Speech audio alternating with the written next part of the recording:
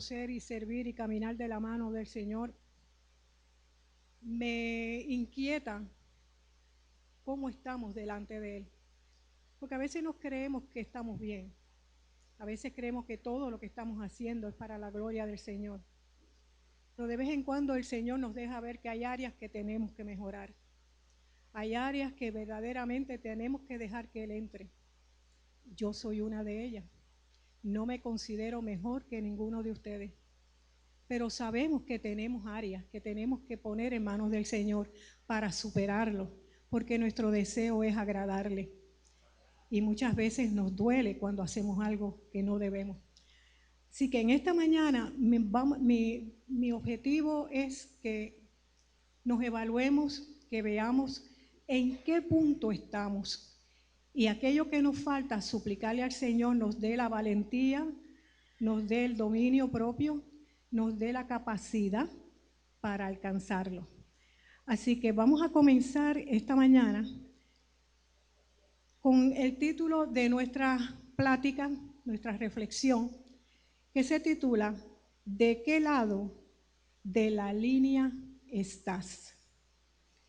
El título de la reflexión de hoy nos sirve para que nos examinemos y podamos determinar en dónde estamos con relación a nuestro compromiso de estar más cerca del Señor. Porque todo el que está aquí quiere estar más cerca del Señor, eso no cabe la menor duda. Si no, se hubiera quedado en su casa, cómodo, en su cama, calientito. Aunque hoy hace bastante calor, ¿verdad? Pero bueno, la idea es que estamos aquí porque sabemos que necesitamos del Señor. Si no, no estaríamos aquí. Y si vino con otro objetivo, perdió su tiempo. Para contestarnos esta pregunta, permítame hacer un muy breve recuento de lo que Él ha hecho para estar cerca de nosotros. Porque nosotros lo buscamos a Él, pero ¿desde cuándo nos busca Él a nosotros? Yo tuve una experiencia, y lo he compartido en otras ocasiones, yo tuve una experiencia en que estaba en un retiro y yo veía que la gente estaba llorando.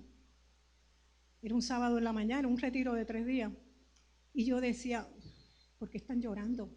¿Qué hacen que están llorando? De momentos, amados, me ha caído aquel llanto inexplicable para que no me estuviera burlando de los que estaban llorando. Esto fue muy al principio, cuando recién conocí al Señor. Aquel llanto me brotó de lo profundo de mi ser. Y en aquel momento el Señor me da la visión que veo esta bebé en los brazos de Él y me veo yo delante de Jesús. Le digo, pero esa bebé soy yo. Y Él me dice, para que sepas que he estado contigo desde el vientre de tu madre. ¿Ok? Desde ahí, y yo conocí al Señor a los 33 años. En todo ese tiempo, el Señor estuvo conmigo. Aunque no lo reconozcamos, en su momento lo habremos de reconocer. Yo lo reconozco así. Él ha sido bueno conmigo. Seguimos. Cuando Jehová sacó a su pueblo de Egipto, ordenó a Moisés a construir el tabernáculo, lo cual fue llevado a cabo entre los años 1526 y 1400 antes de Cristo. Estas fechas varían pues porque no teníamos un calendario como el que tenemos hoy, ¿verdad? Así que es un supuesto en esa etapa. El tabernáculo servía como centro de adoración y lugar donde se llevaban a cabo los sacrificios instituidos por Dios, los que permitían establecer una sana relación entre Él y su pueblo. Así que estamos viendo que ya estamos hablando de la época de bronce, estamos hablando de un fracatán de años atrás. Y ya el Señor estaba buscando acercarse a su pueblo. En ese tabernáculo iban a realizarse los sacrificios necesarios para poder establecer esa sana relación. El Señor siempre va a pedir que tengamos una sana relación con Él. El propósito de Dios de construir el tabernáculo lo vemos en Éxodo 29:46, donde leemos: así conocerán que yo soy Jehová, su Dios, que los saqué de la tierra de Egipto para habitar en medio de ellos. Yo, Jehová, su Dios. Ya vemos desde ahí cuál era el propósito del Señor: habitar en medio de su pueblo. Y que no podemos ver al Señor allá trepado en el cielo, por allá arriba en el tercer cielo, lejos de nosotros, porque desde el principio Él siempre ha querido habitar con su pueblo. Él es el que nos busca a nosotros. Nadie se cree aquí que buscó a Dios por su propia voluntad. ¿Okay? El Señor, cuando yo estaba en plena angustia, en pleno sufrimiento, tuvo misericordia y me dijo: Nilsa, ahora es. Y desde aquel día hasta el día de hoy, para la gloria del Señor, he estado de su mano. No me puedo tirar a la calle sin orar en las mañanas. Amados, acostúmbrense a eso. No salgan de su casa sin haber buscado la presencia del Señor. Porque aunque en ese día nos pase cualquier situación que no deseamos, de alguna manera Él se habrá de glorificar. Y ahí es donde está importante todo esto. ¿Que nos asusta? Claro, claro. Cuando uno anda en un vehículo que no sabe si lo va a dejar aquí o allá. Ahora, yo les puedo contar algo. En varias ocasiones el vehículo me dejó. En una yo andaba en un carrazo así grandísimo, que a mi esposo le encantaban los carros grandes. Y yo voy guiando así por una carretera que no se esperaba. Y aquel boquete en medio de la carretera, cayó mi carro allí y yo no me podía mover. ¿Qué yo iba a hacer? Yo mover ese carrazo. Sin embargo, yo sabía que si empezaba a alabar al Señor, iba a aparecer la manera de solucionar el problema. Y empecé a alabar al Señor. Parecería loca, desquiciada, pero apareció quien me ayudó. ¿Okay? En otra ocasión, se me vació una goma en el mismo carrazo. Se me vació la goma. Tonta yo, porque ese mismo mediodía el Señor me había mostrado que la goma estaba pelada, totalmente pelada. Pero me fui de nuevo a trabajar y resolveré luego. La goma me dejó en el camino. Aquella goma tenía unos tornillos que solamente se podía quitar con una herramienta especial. Yo no la tenía. Así que me alineé hacia el borde de la carretera y había un carro más adelante. Y allí en ese momento la persona se me acerca, me dice que puedo ayudarla. Yo dije, pues tengo la goma rota. Fue el carro, tenía la pieza que yo necesitaba para cambiar la goma. El hombre era cristiano. Amados, el Señor lo hace. Muy al principio recuerdo que el carro se quedó sin batería. Yo no sé por qué a los jóvenes nos pasa, cuando uno es joven, todas esas cosas pasan con más frecuencia, ¿verdad? Será porque guiamos y no nos damos cuenta que hay unas cosas que cotejar, ¿verdad? Pero bueno, pasó eso. Y lo mismo, Señor, mira esto, Amados, e inmediatamente se parqueó un carro que tenía los cables, y lo que nosotros llamamos en buen español, jumpear la batería. Amados, tum, tum, afuera. O sea, que en el caminar vemos la gloria de Dios. En el caminar podemos ver cómo Dios se glorifica, cómo nos ayuda y salimos adelante. Bien, seguimos adelante. El tabernáculo estaba dividido en 3 partes: el atrio, donde se llevaban a cabo los sacrificios; el lugar santo, donde solo podían entrar los sacerdotes a ministrar; y el lugar santísimo, donde solo podía entrar el sumo sacerdote una vez al año. Se observan con detenimiento los equipos, muebles utilizados en el tabernáculo, muestran la cruz de Cristo. Y cada uno de estos eran símbolos que anunciaban la futura llegada del Mesías prometido. Esto quizás para algunos que todavía no han profundizado en la Escritura les parezca como, ¿qué? El tabernáculo, la cruz de Cristo. Pues sí, amados, desde allá el Señor ya estaba gritándonos quién era el que habría de venir. ¿Ok? Según Dios está compuesto por el Padre, el Hijo y el Espíritu Santo, el ser humano está compuesto por el cuerpo, el alma y el espíritu. Y lo podemos leer en Primera de Tesalonicenses 5:23, que dice: que el mismo Dios de paz os santifique por completo, y todo vuestro ser, espíritu, alma y cuerpo, sea guardado irreprochable para la venida de nuestro Señor Jesucristo. El desarrollo o peregrinaje del cristiano se ha comparado de la siguiente manera. El cuerpo del ser humano se compara con la parte del atrio, donde ahí nos encontramos con Cristo Jesús, que es el camino, y donde comenzamos a desarrollar nuestra fe. El alma se asemeja al lugar santo, donde según vamos creciendo encontramos la verdad y desarrollamos la esperanza. El espíritu se ha comparado con el lugar santísimo, lugar donde se espera que como creyentes estemos ante la presencia de Dios, habiendo desarrollado una madurez y una profundidad espiritual mayor. Así que según vamos caminando, a todos los que quizás todavía no tienen la experiencia de haberse entregado al Señor, les decimos, ni siquiera piensen que van a estar preparados para entregarse al Señor. Eso no existe. Nunca vamos a estar preparados.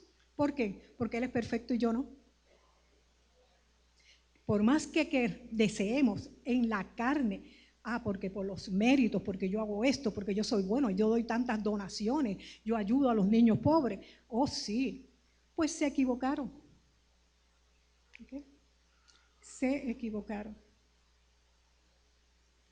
En esta ilustración, en la siguiente ilustración, en esta ilustración pueden ver con más claridad cómo desde el tabernáculo Dios abría puerta para la llegada de Jesús en el futuro. Esta lámina yo espero que sea mucho más clara que la anterior, pero entiendan esto, que cuando llegamos al Señor estamos en el atrio. Todavía nos falta subir por ahí para arriba hasta llegar hasta lo que se llama el lugar santísimo. ¿Okay? Una vez el pueblo se estableció en la tierra prometida y continuando Dios con su deseo de habitar dentro de su pueblo, se construyó el templo llamado el Templo de Salomón. Siempre le llamamos el Templo de Salomón, porque fue el que lo construyó, ¿verdad? El templo de Jehová, el templo de Dios. Y esto fue para el año 960 antes de Cristo. Estamos hablando de casi 1000 años antes de Cristo, ¿ok? Pero la desobediencia del pueblo culminó con el cautiverio y destrucción del mismo, y esto ocurrió para el 587 antes de Cristo. Esto fue cuando Nabucodonosor vino y arrasó con el pueblo y se lo llevó en cautiverio. Luego de finalizado el cautiverio, que ya ustedes saben fueron 70 años, el templo fue reconstruido aproximadamente para el 515 antes de Cristo. La ampliación del templo, conocido como el Templo de Herodes, se comenzó para el año 62 y fue destruido por los romanos en el año 70 después de Cristo. Esto es, 37 años después de la muerte de Cristo. Desde entonces los judíos no tienen un lugar para llevar a cabo sus sacrificios. El pueblo judío esperaba un rey que los liberara del yugo romano, no un profeta que les hablara de amor, compasión, vivir una vida con integridad, con santidad y de hacer el bien a los demás, entre otras tantas cosas. Ellos esperaban allí que Jesucristo viniera a palo limpio a caerle encima a los romanos. Ellos querían tener un rey que los defendiera ante las demás naciones. Como que no, si él hacía tantos milagros y era tan maravilloso y ellos sabían que era el pueblo de Dios, ¿cómo era que Dios no les iba a proveer un líder que los llevara a la victoria? Estaban totalmente, y no jugamos, son datos históricos, no jugamos porque él sigue siendo el pueblo de Dios. Eso no cabe la menor duda. Pero no dieron en el clavo, no se fijaron. Todas las profecías que se habían ido cumpliendo con la llegada de Jesús. Eran muchas, demasiadas, y no lo vieron. Cuidémonos nosotros de hacer lo mismo, porque no estamos exentos. Podemos cometer el mismo error. Por eso tenemos que estar a paso ahí, velando, constantemente, velando, porque está la vida nuestra envuelta. Lejos estaba el pueblo judío de comprender que cuando Cristo murió, el velo o la cortina que separaba el lugar santo del Santísimo fue desgarrado de arriba a abajo, quitando la división en que solo el sumo sacerdote podía entrar una vez al año. Una vez más el Señor abría la puerta para que nos acercáramos más a Él, sin sacrificios de animales, ni la intervención de un sumo sacerdote, porque ya Cristo había sido constituido el sumo sacerdote y el sacrificio con valor absoluto había sido hecho en la cruz. Ya no hay que sacrificar más animales. ¿A quién tenemos? Al sacerdote por excelencia. Yo siempre imagino la sangre de Cristo rodando por la cruz como si fueran rubíes, como piedras preciosas, que nos toca una gota a cada uno. Y eso hay que valorarlo. La muerte de Cristo no podemos darla por menos. Si usted ha llegado aquí por primera vez y es la primera vez que oye lo que ha pasado verdaderamente con el sacrificio de Cristo, no lo tome a menos, por favor. Costó demasiado. Cuando vemos el dolor que tuvo que pasar Él, dicho sea de paso, el Padre lo escoge a Él para hacer ese sacrificio. No era fácil dejar su cielo, dejar su posición, dejar lo que tenía para venir a servir aquí a nosotros que somos unos malagradecidos. Quedamos en menos. No, mis amados. Por favor, hoy es día especial. Hoy es día en que tenemos que valorar, pensar y decir, ¿dónde estoy? Yo quiero caminar un poco más. Caminamos un poco más. Y déjeme decirle algo. Yo recuerdo, sí, ¿cómo lo recuerdo? Cuando yo estaba todavía casada, ya saben que yo soy viuda. Y yo me sentaba en medio del camino, y hago la ilustración porque así fue. Yo me sentaba en medio del camino, no voy más, no quiero más, estoy hasta aquí. Y el Señor siempre me decía,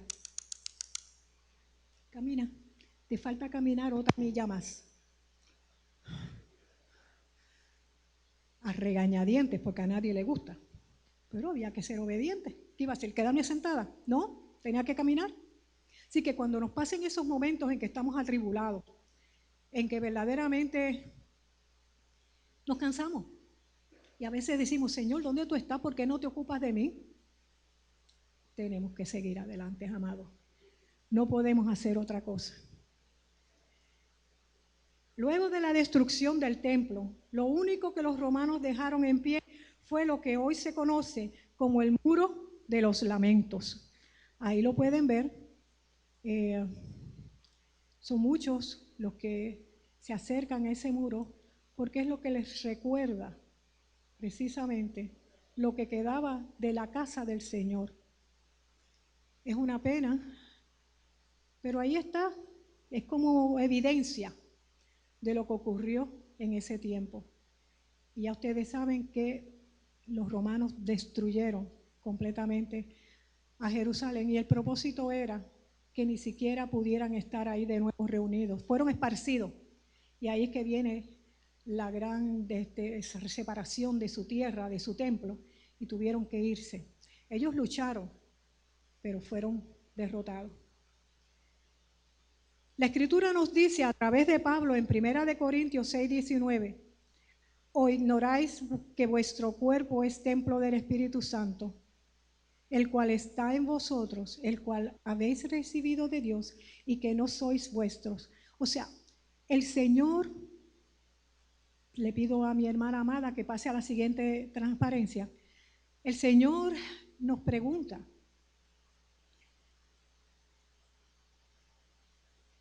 ¿qué vamos a hacer Ya nuestro caminar en el Señor, difícil, pero único. Y nosotros como creyentes, ¿qué vamos a hacer? ¿Qué somos? ¿Dónde está ese templo que fue destruido físicamente? ¿Dónde queda? ¿Dónde está? La Escritura dice que ese Espíritu Santo mora en lo que es el templo que somos nosotros. Entonces, físicamente teníamos el templo para los judíos, se rompe la cortina y ahí entra entonces tenemos al libre acceso ahora a Dios. Otra manera más de que el Señor nos busca. Y entonces, ¿qué hacemos nosotros como templo del Espíritu Santo? Nos preguntamos, ¿cómo es posible que yo, siendo imperfecto, con tantas cosas que tengo que superar todavía, pueda ser templo del Espíritu Santo? Imposible. Mírenme a mí. Yo, templo del Espíritu Santo. No creo. Pero llamaría mentiroso al Señor si yo no acepto que eso es lo que somos. Ya no existe el templo físico aquel, ahora somos nosotros, la iglesia, nosotros, cada uno de nosotros, como templo de nuestro Señor. La Escritura abunda mucho más sobre el asunto cuando nos dice, vosotros también, como piedras vivas, sed edificados como casa espiritual y sacerdocio santo para ofrecer sacrificios espirituales aceptables a Dios por medio de Jesucristo. Y esto lo encontramos en 1 de Pedro 2:5. Y esto nos recuerda el tabernáculo, que era casa espiritual, donde el sacerdote tenía que ser santo y ofrecer sacrificio. Pero esta vez nos toca que sean sacrificios espirituales, no de animales. Qué tremenda responsabilidad. Wow. Pero cuidado, ¿ok? Seremos templo del Espíritu Santo y piedras vivas de ese templo, pero el Señor nos recuerda, pero tenemos este tesoro en vasos de barro para que la excelencia del poder sea de Dios y no de nosotros. Y eso lo encontramos en 2 de Corintios 4:7. Y como siempre digo, como seres humanos siempre estamos, cuando descubrimos que tenemos algo que nos gusta, que nos hacemos, que nos queda bastante bien, nos pavoneamos, aquí está el ombligo del mundo. Perdónenme la vulgaridad. Pero nos creemos así, que somos lo máximo. Ay, el Señor nos dice que tenemos este tesoro, pero en vasos de barro. Usted sabe con la rapidez que se corrompe un vaso de cristal, un vaso de barro. Así que no nos creamos que porque somos templo del Espíritu Santo, piedras vivas, privilegio hermoso que el Señor nos ha dado, ya nos podemos creer, porque déjeme decirle algo, nos ponemos vanidosos y nos ponemos que creemos que somos mejores que los demás, y cuando vemos a otros hermanos de otras denominaciones, ese se va a perder. Si no cree como nosotros creemos, se pierde. Amado, eso es soberbia.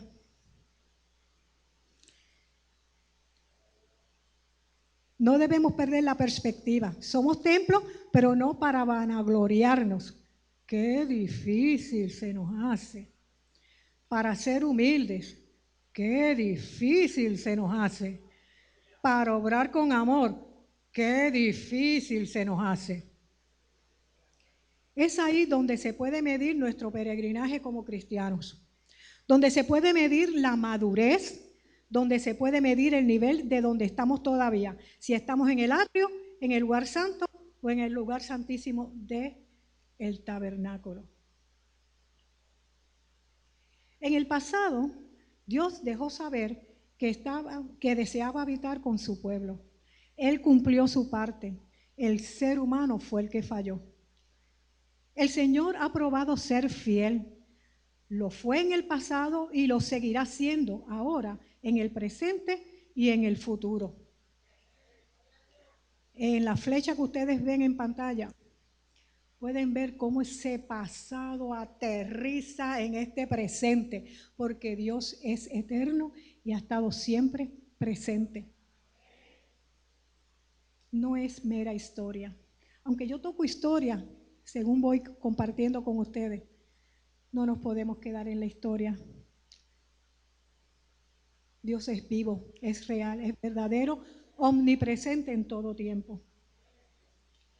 La Escritura dice en Apocalipsis 21:3, y oí una gran voz del cielo que decía, he aquí el tabernáculo de Dios con los hombres, y Él morará con ellos, y ellos serán su pueblo, y Dios mismo estará con ellos como su Dios.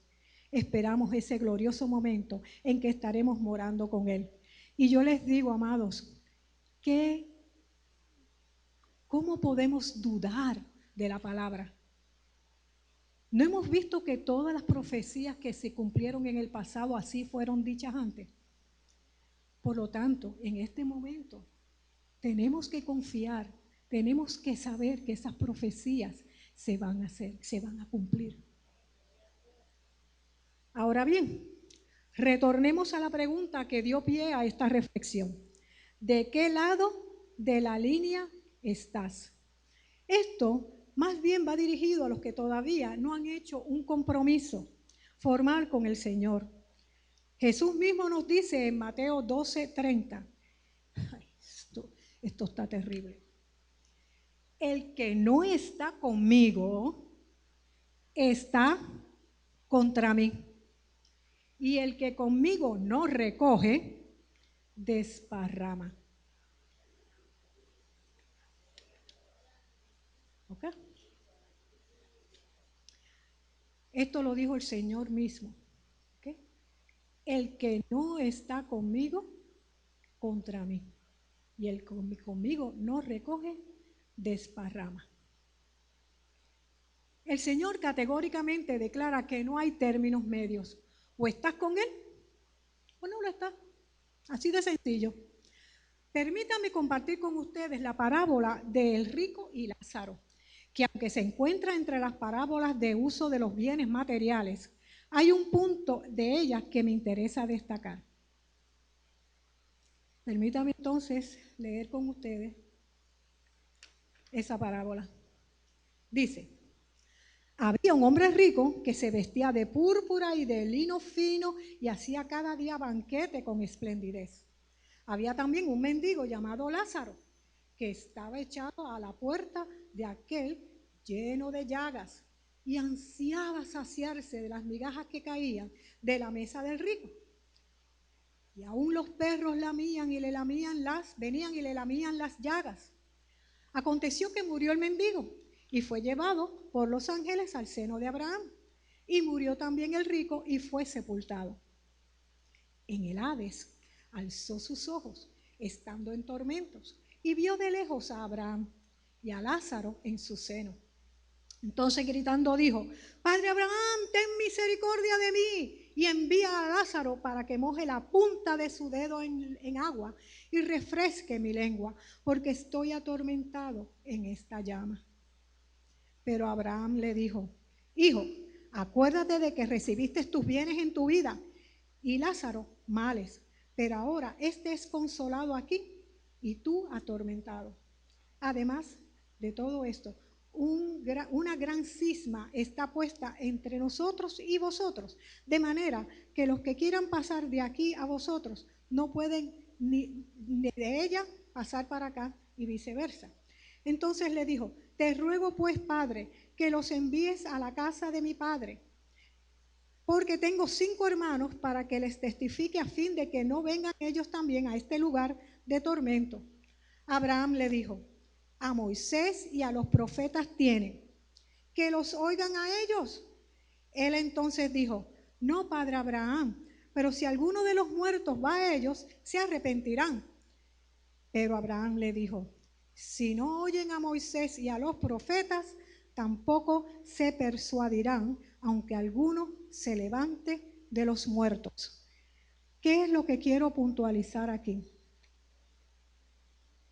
Esto es una parábola que tiene otro objetivo, Pero de esta parábola en particular, lo que yo deseo señalar es que hay una separación de un sitio a otro, donde ya no se puede retornar. Es imposible. En el pasado, Dios dijo en Éxodo 29:46, así conocerán que yo soy Jehová, su Dios, que los saqué de la tierra de Egipto para habitar en medio de ellos. Yo, Jehová, su Dios. Este fue el versículo con que comenzamos esta reflexión. Ahora, ¿qué dice en Apocalipsis 21:3? Que ustedes saben que Apocalipsis es un libro que menciona el fin de los tiempos. Y dice, y oí una gran voz del cielo que decía, he aquí el tabernáculo de Dios con los hombres, y Él morará con ellos, y ellos serán su pueblo, y Dios mismo estará con ellos como su Dios. En este momento se hará realidad lo que Dios siempre ha deseado hacer, habitar con su pueblo. Así que no podemos pensar que Él se va a quedar allá y nosotros por acá botados. Él va a morar con su pueblo. Y sabemos que una vez el pueblo hebreo, el pueblo judío, no aceptó a Jesucristo como su Salvador, los gentiles, nosotros, ¿ok? Gentiles, fuimos levantados y fuimos hechos parte de ese pueblo de Dios. Así que ninguno de nosotros nos demos por menos. Somos parte del pueblo de Dios. A veces nos vemos atribulados, nos vemos cansados, nos vemos hechos un desastre. Pero aún así somos su pueblo. ¿Okay? Y Él ha prometido que va a morar con nosotros. Cuando Dios establezca el tabernáculo para morar entre los hombres, ¿estarás con Él o mirarás de lejos, como en la parábola del rico y Lázaro? ¿Vas a estar allí o no vas a estar allí? ¿Estaremos allí o no estaremos allí? ¿De qué lado de la línea estás tú? ¿Estás en lo que como pueblo de Dios vas a seguir adelante, unidos, trabajando en todo momento para la obra del Señor? ¿O vas a mirar al pueblo de Dios desde lejos? ¿Como Lázaro o como el hombre rico? ¿Cómo vas a verlo? ¿Recogiendo o desparramando? La decisión aquí, la bola está en tu cancha, amado. Dios hizo ya su parte. El que necesita ahora en este momento, lo que necesitamos somos nosotros. Que Dios nos dé esa humildad para reconocer que tenemos que estar ante su presencia y que Él no va a hacer nada que no sea para nuestro bien. ¿Okay? Así que en esta mañana yo le pido de favor, ¿verdad? Que tomen en consideración lo que les he mencionado. En un momento dado yo compartía con la iglesia estas cualidades o características que me gustaría compartir con ustedes brevemente. Soy hija, hijo de Dios. Y eso lo dice la Escritura en Juan 1:12. Fui comprado por un precio. Eso lo encontramos en 1 Corintios 6, 19, 20. Tengo acceso a Dios a través del Espíritu Santo. Eso lo encontramos en Efesios 2:18. En Efesios 3:12 encontramos, me puedo acercar a Dios con libertad y confianza. Acuérdense cuando el velo se rasgó. Eso nos permite entrar con confianza ante la presencia del Señor. Soy amigo de Cristo, amiga. Eso lo encontramos en Juan 15:15. He sido escogido y designado para dar fruto. Juan 15:16. Estoy unido al Señor o unida al Señor. Eso lo encontramos en 1 Corintios 6:17. Soy ungido, ungida, sellado, sellada por Dios. Eso lo encontramos en 2 Corintios 1, 21 al 22. En Filipenses 4:13 dice, soy fortalecido. Romanos 8, 35 al 39. No puedo ser separada del amor de Dios. Eso es tremendo. Soy pámpano, o sea, una rama de la vid. O sea, que no podemos existir si la savia, si el alimento viene a través de Cristo. Soy testigo personal de Cristo. Eso lo encontramos en Hechos 1:8. Soy un santo, santa, apartado para Dios. Y eso lo encontramos en Efesios 1:1. Amados, yo siempre hago este comentario y lo vuelvo a hacer de nuevo. Nunca digamos, porque yo no soy ningún santito o yo no soy ninguna santita. ¿Ok? Tendemos a usarlo. Cuando alguien dice, suerte que es cristiano, entonces o nos cogen haciendo algo que no debemos, o a alguien no le gusta lo que hemos hecho, suerte que es cristiano. Y como siempre hemos dicho, yo no soy ningún santo, yo no soy ninguna santa. No confundamos santidad con perfección. No somos perfectos. Estamos caminando, prosiguiendo ¿a dónde? Al blanco. Sí, Pablo, siendo Pablo que cogió, ese hombre cogió golpes que ninguno de nosotros ha cogido. Pasó necesidades que ninguno de nosotros ha pasado. Y él proseguía al blanco. ¿Quiénes somos nosotros para decir que ya llegamos? ¿Ok? Somos santos, aunque no perfectos. Soy miembro del cuerpo de Cristo. ¡Qué privilegio! Y eso lo encontramos en 1 Corintios 12:27. Estoy seguro de que todo obra para bien. Eso lo encontramos en Romanos 8:28. Soy un ciudadano de los cielos. Nuestra ciudadanía no es de aquí. No se pongan a pelear por eso. Amados, estamos peleando por si nuestra tierra, nuestra patria, todo lo que nos pertenece está con Dios. Nuestra ciudadanía es de los cielos. Filipenses 3:20. He sido justificado en Romanos 5:1. En Romanos 8:31 al 34 encontramos que estoy libre de cualquier cargo contra mí. Y para los que no hayan oído esto, yo siempre lo voy a decir. Ya no pesa sobre nosotros el castigo, la muerte que nos merecíamos desde el origen. ¿Ok? Y ya fue Cristo y se sustituyó lo que nos tocaba, Él lo tomó para sí. Soy la sal y la luz de la tierra. Eso lo encontramos en Mateo 5:13. Sentado con Cristo en el reino de los cielos. En Efesios 2:3 al 6. Soy templo de Dios. Eso ya lo vimos, lo estudiamos. Estoy completo en Cristo. Y eso lo encontramos en Colosenses 2:13. Estoy libre de condenación.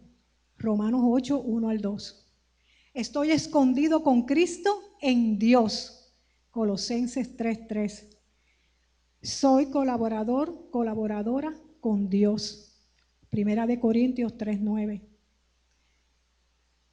Soy obra de Dios. Efesios 2:10. Estoy seguro de que la obra que Dios ha comenzado en mí será perfeccionada. Eso se encuentra en Filipenses 1:6, pero hago un alto aquí. Amados, cuando vemos a nuestros hermanos en la iglesia hacer algo que no nos gusta, tenemos que pensar que están creciendo al igual que uno. Porque somos rapiditos en señalar. Pero rapiditos. Porque fulano hizo esto y esto otro y ok, hacemos eso. La obra no está terminada. ¿Se nos hace difícil? Sí. Pero la palabra lo dice, que Él ha comenzado y la va a perfeccionar en nosotros. Ha sido redimido y he sido perdonada. He sido adoptado o adoptada como hijo o hija de Dios. Soy un ministro de la reconciliación con Dios. Somos coherederos, coherederas y miembros de un mismo cuerpo. Con esto les he señalado todo lo que está en nuestras manos, que el Señor nos los ha puesto ahí. Esto es tuyo. ¿Qué tenemos que hacer? Seguir confiando. Primeramente, el que no se ha entregado al Señor, Lo primero es arrepiéntase. Por más bueno que usted considere que haya sido, arrepiéntase. Y luego de este caminar y caminar y caminar con Él, el Señor nos irá limpiando, el Señor nos irá... Miren, cuando yo pienso como yo era hace 40 años atrás, gracias por la misericordia del Señor conmigo, ¿ok? Y con lo que falta todavía, porque no ha terminado conmigo. Amados, pensemos en todo lo que hemos hablado. Esto ha sido un mensaje tanto para los que no se han entregado al Señor como los que ya estamos en el camino. Tenemos que seguir caminando, no cansarnos de hacer el bien, seguir adelante, suplicándole al Señor que nos dé la fuerza, que nos dé gracia para que podamos trabajar los unos con los otros. Porque fácil, esto no es un camino fácil. El que le venda a usted un evangelio, si ahora tú vas a tener esto y vas a tener lo otro, y mira, ya lo he dicho antes, esto no es un evangelio de 5 y 10. No es de tienda de, no quiero decir nombre para no anunciar, pero entienden lo que les digo, ¿verdad? El evangelio cuesta, pero para la gloria del Señor sea que estemos todos juntos morando en ese tabernáculo donde el Señor habrá de estar con nosotros. Padre Celestial, en esta hora te doy las gracias. Gracias por este grupo de hermanos preciosos que están aquí, Señor.